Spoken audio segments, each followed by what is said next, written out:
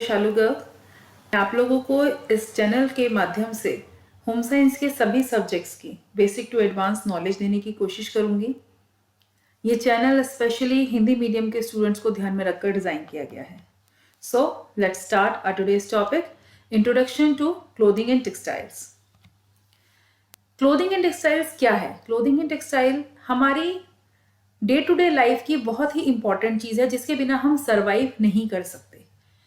पहले के लोग अपने आप को ढकने के लिए, कवर करने के लिए, गर्म रखने के लिए या फिर अपनी पर्सनल वेल्थ दिखाने के लिए यानी कि सामाजिक स्तर दिखाने के लिए टेक्सटाइल्स का प्रयोग करते आ रहे हैं। टेक्सटाइल की इंपॉर्टेंस क्या है? टेक्सटाइल्स का अध्ययन करना इसलिए आवश्यक है क्योंकि हमारे पास कपड़ों की बहुत सारी वैरायटी होती है, लेकिन हमें कौन सा कपड़ा किस पर्पस के लिए इस्तेमाल करना है या क्यों कोई कपड़ा पर्टिकुलर किस चीज़ के लिए बनाया गया है, ये उसके इस्तेमाल करने के तरीके पर निर्भर करता है। जैसे कि एक ही कपड़ा है, उसको हम पहनने के लिए यूज़ कर सकते हैं, लेकिन जो कपड़े हम ठंड में पहनते हैं वो गर्मी में नहीं पहनते, जो गर्मी में पहनते हैं वो ठंड में नहीं पहन सकते। या कुछ पर्टिकुलर कपड़े हम अपनी बॉडी को डेकोरेट करने के लिए या पर्टिकुलर फंक्शंस के लिए यूज़ करते हैं, तो उनके बीच का अंतर रखने के लिए भी आपको टेक्सटाइल्स को पढ़ना बहुत आवश्यक है। स्कोप ऑफ टेक्सटाइल्स क्या है?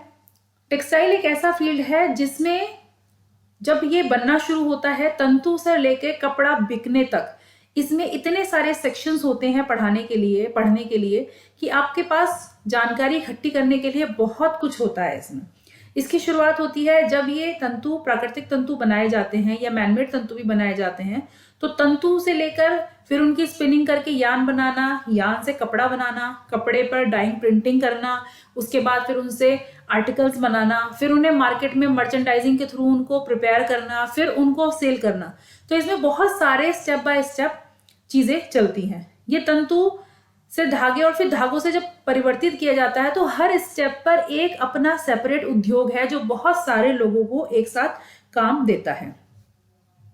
किसी भी कपड़े को इस्तेमाल करने से पहले उसमें फिनिशिंग प्रोसेस अप्लाई किया जाता है ताकि वो कपड़ा पहनने लायक बन सके या घर के सजावट के लिए। जैसे पर्दों का जो कपड़ा होता है, जो हम कपड़ा पहनते हैं उससे डिफरेंट होता है क्योंकि उन पे अलग अलग तरह की फिनिशेस अप्लाई की जाती हैं। उसी तरह से जब इन कपड़ों को मार्केट में सेल किया जाता है, मतलब तंतु बनने से लेकर कपड़ा एंड प्रोडक्ट बनने तक, यूज होने तक, ग्राहक के यूज करने तक, हर स्टेप पर अलग अलग इंडस्ट्री काम करती है।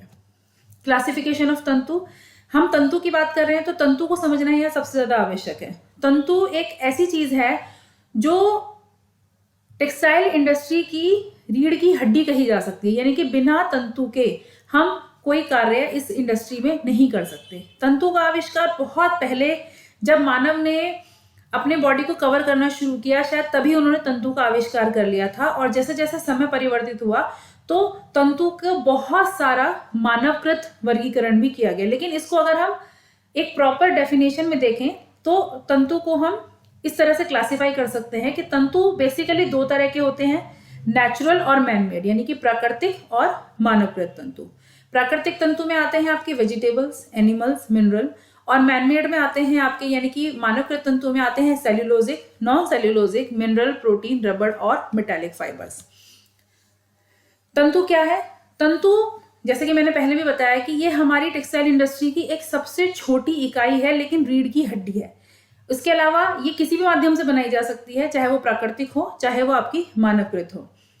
तंतु को आप रेफर कैसे कर सकते हैं कि जिस तंतु एक ऐसा बाल जैसा स्ट्रक्चर होता है जिसको बुना जा सकता हो आपस में, वो टेक्सटाइल इंडस्ट्री की भाषा में तंतु कहलाता है। चाहे वो मैनमेड हो, कांच हो, प्लास्टिक हो, कुछ भी हो, जिसको आपस में बुनकर हम कोई भी आकृति दे सकते हैं, वो तंतु कहलाता है। तंतु तार से भी पतला होता है, जिनको आपस में स्पिनिंग करके यानी कि आपस में एक दूसरे के साथ जोड़कर, कताई करके धागे के रूप में परिवर्तित किया जाता है।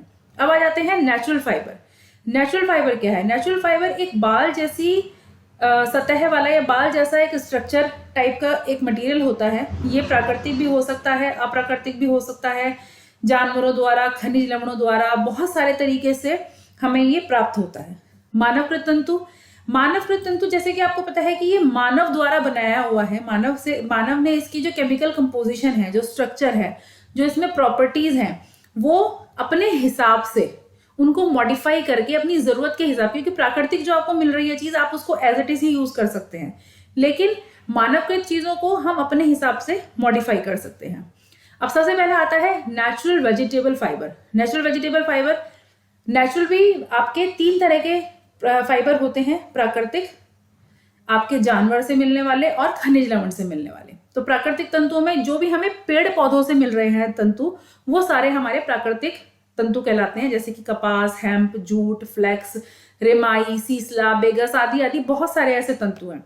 उसके बाद आता है आपका, जो हमें होते तो ये भी नेचुरल फाइबर में है, लेकिन ये हमें जानवरों से मिलते हैं, ठीक है, इसीलिए इनको प्रोटीन फाइबर कहा जाता है। इसमें आता है आपका सिल्क, फेदर, ऊन, ये सारे आपके हमारे एनिमल फाइबर्स कहलाते हैं। फिर आता है नेचुरल मिनरल फाइबर्स।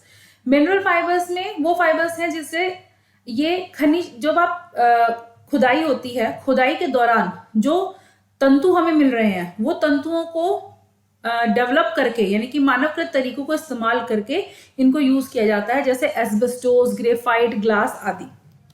उसके बाद आता है मैनमेड सेल्यूलोजिक फाइबर। अब मैनमेड सेल्यूलोजिक फाइबर क्या है?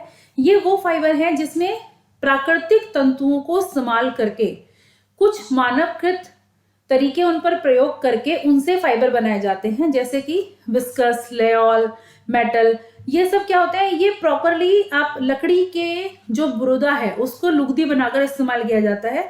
लकड़ी प्राकृतिक तौर पे इस्तेमाल की जाती है और फिर उसमें केमिकल रिएक्शंस किए जाते हैं, जिसके जरिए हमें एक मानवकृत सेल्यूलोजिक तंतु मिल जाता है, यानी कि ये मानवकृत भी है, प्राकृतिक भी है, दोनों का कॉम्बिनेशन है।